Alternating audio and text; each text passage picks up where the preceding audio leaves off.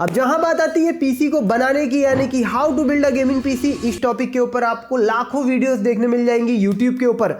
But जब आपका PC बिगड़ जाता है तो उसको ट्रबल शूट कैसे करें, फिक्स कैसे करें खुद से ही, इस टॉपिक के ऊपर वीडियोस नहीं थी। तो हमने सोचा क्यों ना एक डिटेल्ड वीडियो बना दी जाए, ताकि जब भी आपका पीसी खराब हो तो आप उसको डायरेक्ट यार शॉपकीपर के पास ना लेके जाओ, खुद से ही उसको आसानी से फिक्स कर सको। तो आज की वीडियो इसी टॉपिक के ऊपर होने वाली है, पीसी ट्रबल शूटिंग गाइड के ऊपर। यहाँ पे हम आपको डिटेल में बताएंगे कि आपके पीसी में अगर कोई छोटी से लेके बड़ी प्रॉब्लम आ गई है तो आप उसको खुद से ही कैसे फिक्स कर सकते हो। एंड ये एक 5 से 7 मिनट की वीडियो आप लोगों को यार ढेरों पैसे बचा सकती है।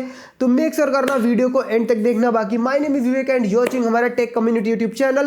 पहली बार देख रहे हो हमारी वीडियोस को तो चैनल पे सब्सक्राइब करके बेल नोटिफिकेशन आइकन को ऑल पे रख दो, जो कि बिल्कुल फ्री है। एंड पीसी बनाने के लिए हमारी टीम से कांटेक्ट कर सकते हो, ये रहा उनका कांटेक्ट नंबर। एंड हम पैन इंडिया शिपिंग भी करते हैं। अब स्टार्ट करेंगे एकदम बेसिक सी चीज से, जो कि होने वाली है विंडोज रिलेटेड प्रॉब्लम।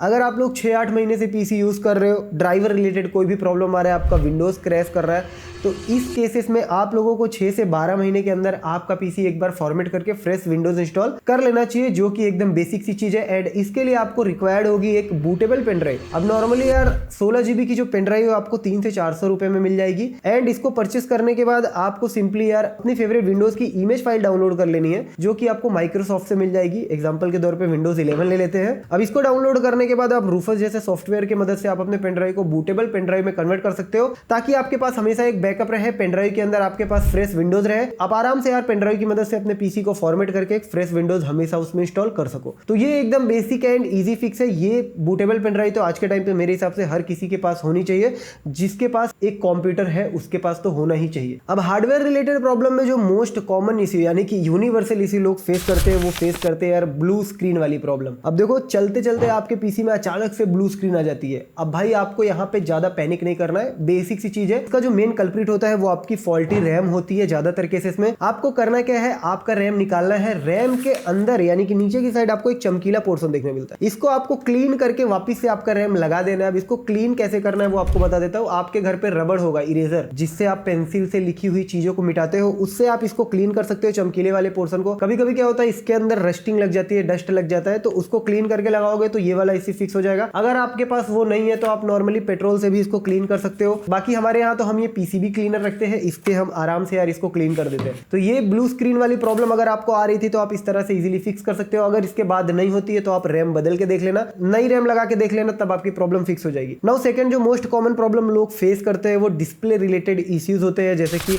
आपका पीसी बराबर चल रहा होगा, मॉनिटर में नो सिग्नल आता है। अब इन केसेस में हम क्या करते हैं वो मैं आपको बताता हूँ। देखो डिस्प्ले अगर आप ग्राफिक कार्ड से ले रहे हो तो डेफिनेटली यार ग्राफिक कार्ड के अंदर कुछ दिक्कत होगी।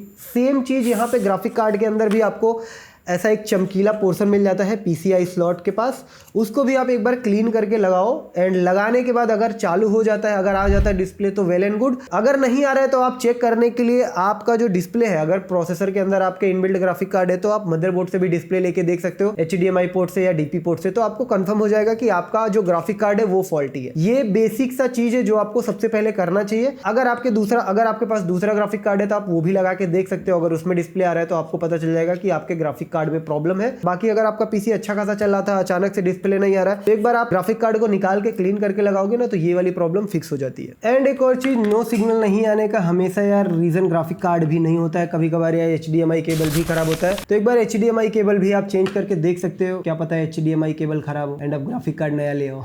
अब काफी सारे केसेस में क्या होता है ना कि यार पावर बटन दबाने के बाद पीसी ऑन ही नहीं होता है, मतलब बूट ही नहीं होता है पीसी। अब इस केसेस में एक ही चीज ज्यादातर होती है जो कि फॉल्टी होती है, वो होता है आपका पावर सप्लाई। यानी कि पावर सप्लाई ही पावर पूरे मदरबोर्ड एंड सीपीयू को दे रहा होता है, तो यार यही खराब है, दैट मींस कि दैट्स व्हाई आपका पीसी ऑन नहीं हो रहा है। अब यहाँ पे पावर सप्लाई बदलने से पहले या फिर शॉपकीपर के पास जाने से पहले एक चीज आपको करना है, पीसी को पावर देने के लिए यहाँ पे 2 ही मेन केबल्स होते हैं। एक हो गया 28 पिन कनेक्टर एंड दूसरा हो गया हमारा ये पावर केबल, जो कि पीसीआई केबल जैसा ही दिखता है। अब इस वाले केबल को एंड 28 पिन कनेक्टर को आपको प्रॉपरली चेक कर लेना है कि यार ढीला विला तो नहीं है, प्रॉपरली लगा या नहीं। कभी कभी लूज कनेक्शन होने की वजह से भी यार पावर नहीं जाता है मदरबोर्ड में एंड आप पावर बटन दबाते रहते हो, आपका पीसी ऑन नहीं होता है। तो ये चीज एक बार चेक कर लो, उसको निकाल के एक बार लगा के भी देख लो। कभी कभी हो जाता है कि यार लूज कनेक्शन हो, आप निकाल के प्रॉपर्ली लगाओ तो आपका पीसी ऑन हो जाए। बाकी अगर नहीं होता है तो आपको पावर सप्लाई बदलना ही पड़ेगा। आप अपने नियरेस्ट यार कंप्यूटर शॉप पे जाके पीएससी चेंज करवा सकते हैं। एंड सेम इसी तरह से जब भी आपका पीसी बूट ऑन नहीं हो रहा हो, पावर ही नहीं आ रही हो पीसी के अंदर, तो एक बार पावर केबल भी चेंज करके देख लेना। कभी कभी क्या होता है यार, पावर केबल फॉल्टी होता है और हम बाकी सब कुछ करके देख लेते हैं, पावर सप्लाई बदल देते हैं। इतना सारा पैसा खर्चा करने के बाद पता चलता है यार जो 80-90 रुपए की चीज थी ना वो खराब थी। अब आजकल के जो मॉडर्न मदरबोर्ड्स आते हैं ना, इनके अंदर आपको डीबग लाइट देखने मिल जाता है, जो कि यार काफी कमाल की चीज है। डीबग लाइट बेसिकली होता क्या है, यहाँ पे आपको कोने पे 3-4 एलईडीज मिल जाती है। एक डी रैम की होती है, एक सीपीयू की होती है, एक जीपीयू की होती है और एक वीजी होती है, बूट की होती है। अब ये चारों एलईडीज ना, जब भी आप पीसी ऑन करोगे ना, अगर यहाँ पे इनमें से कोई भी एलईडी जल रही है कंटिन्यूस, दैट मीन्स कि आपके उस पार्ट में, कॉम्पोनेंट में प्रॉब्लम है। तो ये काफी अच्छी चीज है, जिससे हमें पता चल जाता है यार पीसी ऑन करने के बाद, यहाँ पे सपोज डी रैम पे अगर लाइट आ रही है तो रैम के अंदर फॉल्टी है। अगर यहाँ पे जीपीयू के अंदर लाइट आ रही है तो यार जीपीयू के अंदर प्रॉब्लम है। बाकी यहाँ पे जब सीपीयू वाली रेड लाइट जलती है तो उससे आपको पता चल जाता है कि सीपीयू के अंदर प्रॉब्लम। तो अगर आपका लेटेस्ट सिस्टम है तो इस तरह से आप डीबग लाइट की मदद से आप खुद भी यार चेक कर सकते हो कि किस चीज में प्रॉब्लम है। वो चीज आप चेंज करके देखोगे तो ऑटोमेटिकली आपकी प्रॉब्लम फिक्स हो जाएगी। बाकी अदर कॉमन प्रॉब्लम्स की बात करें तो यहाँ पे यार बायोस रिलेटेड प्रॉब्लम्स भी काफी सारी आती है। कभी कभी हमारे साथ ही होता है, हम लोग यार एकदम नया सिस्टम बना रहे होते हैं, प्रोसेसर थोड़ा सा नया होता है, बोर्ड पुराना होता है, पुरानी बायोस होती है, तो वहां पे हमारा सिस्टम ऑन तो हो जाता है बट यहाँ पे डिस्प्ले नहीं आएगा। तो इस केसेस में हमें लेटेस्ट बायोस वहां पे पुराना प्रोसेसर लगा के अपडेट करना पड़ता है, डालना पड़ता है। तो ऐसे केसेस में अगर आप भी ऐसा कुछ फेस कर रहे हो, कभी कभी क्या होता है कि यार चलते चलते भी बायोस उड़ जाता है, ऐसे भी केसेस हमारे पास काफी सारे आए। तो अगर आपके यहाँ पीसी ऑन हो रहा है एंड डिस्प्ले नहीं आ रहा है, एक बार खुद से भी यार लेटेस्ट बायोस फ्लैश करके देखो पुराने प्रोसेसर के अंदर। काफी सारे मदरबोर्ड्स में तो यहाँ पे आपको बायोस फ्लैश का एक बटन ही मिल जाता है डेडिकेटेड, नहीं मिलता है तो आप बायोस के अंदर जाके खुद से भी यार पेन ड्राइव में अपनी बायोस लेटेस्ट डाउनलोड करके खुद से भी फ्लैश कर सकते हो, जिसके बाद आपका ये वाला प्रॉब्लम सॉल्व हो जाएगा। अब यहाँ पे हमने काफी सारी आपको इंपॉर्टेंट चीजों के बारे में बताया, बट यहाँ पे सीमोस बैटरी के बारे में बताना भूल ही गए। देखो कभी कभी क्या होता है ना कि आपके बायोस के अंदर कुछ प्रॉब्लम होती है ना, तो यहाँ पे आप क्या कर सकते हो, अपनी सीमोस बैटरी को निकाल के 10 सेकंड के बाद वापस लगाओगे ना तो आपकी बायोस रीसेट हो जाएगी। आपका पीसी आपको ऑन करने की जरूरत ही नहीं है, बंद करके सिस्टम आप आराम से सीमोस बैटरी को निकाल के वापस 10 सेकंड के बाद लगाते हो तो आपका बायोस रीसेट हो जाता है, यानी कि सब कुछ पहले जैसे होता है, सारी सेटिंग्स पहले जैसी हो जाती है। अब इसके बाद आ जाते हैं मोस्ट कॉमन फिक्सेस, जो कि यार लेजेंड से भी मिस हो जाते हैं। देखो कभी कभी क्या होता है ना, हम लोग पूरा नया पीसी बिल्ड कर लेते हैं, सब कुछ एकदम परफेक्ट होता है, एंड जब हम पावर ऑन करते हैं तो पीसी ऑन नहीं हो रहा होता। वहां पे हम क्या गलती कर रहे होते हैं ना, यहाँ पे यार एक पावर सप्लाई के पीछे भी एक बटन होता है, पावर बटन, उसको भी हमें ऑन करना होता है, उसको हम ऑन करना भूल जाते हैं। एंड उसके बाद हम सब कुछ करके देख लेंगे, फिर लास्ट में याद आएगा कि अरे यार पीएसयू का बटन तो ऑन करना भूल ही गए। अब ये वाली चीज कितने लोग के साथ हुई है नीचे कमेंट सेक्शन में कमेंट करके जरूर बताना, क्योंकि मेरे साथ तो यार काफी ज्यादा होती है। अब ये सारी चीजें एक साइड एंड ओवर हीटिंग वाला इश्यू एक साइड। अब देखो अगर आप आपका सिस्टम यार 6 महीने या फिर 1 साल से चला रहे हो ना, तो यहाँ पे स्टॉक कूलर आप यूज कर रहे हो या फिर एआईओ यूज कर रहे हो, सबके अंदर यार नीचे प्रोसेसर एंड उनके बीच में थर्मल पेस्ट लगा हुआ होता है। वो थर्मल पेस्ट क्या है ना यार, 6 महीने 1 साल बाद सूख जाता है। मतलब आप कौन सा सिस्टम यूज कर रहे हो उसके ऊपर डिपेंड करता है। इस वजह से आपका जो सिस्टम है ना वो ओवर हीट करता है, और उसको चेक करने के लिए आप HW हार्डवेयर मॉनिटर जैसे सॉफ्टवेयर का यूज कर सकते हो, जहां पे आप स्ट्रेस टेस्ट रन करके देख सकते हो कि आपका जो सीपीयू उसका टेम्परेचर कितना जा रहा है 100% लोड पे। अगर ज्यादा जा रहा है 80 to 85 डिग्री जा रहा है, 90 डिग्री टच कर रहा है, तो यार थर्मल पेस्ट चेंज करने का समय आ गया। ज्यादा महंगा नहीं मिलता, 200-500 रुपए में मिल जाएगा, खुद भी आप परचेस करके चेंज कर सकते हो। बट यहाँ पे मैं आपको रिकमेंड नहीं करूंगा, क्योंकि मदरबोर्ड के अंदर पिन्स आती है एंड प्रोसेसर भी पिन वाले आते हैं, तो अगर आप खुद से करने की कोशिश करोगे तो डैमेज होने के चांसेस ज्यादा रहेंगे। अगर आपको थर्मल पेस्ट चेंज करवाना है तो एक एक्सपर्ट के पास ही जाके कराओ, क्योंकि अगर आपने मदरबोर्ड के पिन डैमेज कर दिया या फिर प्रोसेसर के पिन डैमेज कर दिया तो वो चीज वारंटी में कवर नहीं होगी।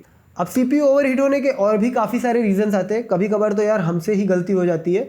एआईओ या फिर एयर कूलर की बात कर रहा हूँ, बीच में एक पॉलीथीन लगी हुई आती है, उसको हम निकालना भूल जाते हैं, तो जो कांटेक्ट है ना वो आपके सीपीयू एंड कूलर के बीच में, वो बीच में पॉलीथीन आ जाता है, तो कांटेक्ट हो नहीं पाता है। इसकी वजह से भी आपका सीपीयू ओवरहीट होता है। तो यार एक बार जब भी कूलर आप नया लगा रहे हो तो ये चीज़ देख लेना। एंड 6-6 महीने साल भर अगर आप यूज़ कर रहे हो आपका पीसी, तो यार फैंस के अंदर काफ़ी डस्ट भर जाती है, उनको क्लीन कर लिया करो। बाकी जो आपके एआईओ का रेडिएटर है उसके अंदर भी डस्ट वेस्ट ना भरी हो। ये सारी चीज़ें चेक करके आप ओवर हीटिंग का इसी तो खुद से ही फिक्स कर सकते हो। एंड अगर आपके केस में भाई फैन वैन नहीं है तो यार एडिक्वेट फैन लगा के भी आप ओवर हीटिंग वाला इश्यू कम कर सकते हो।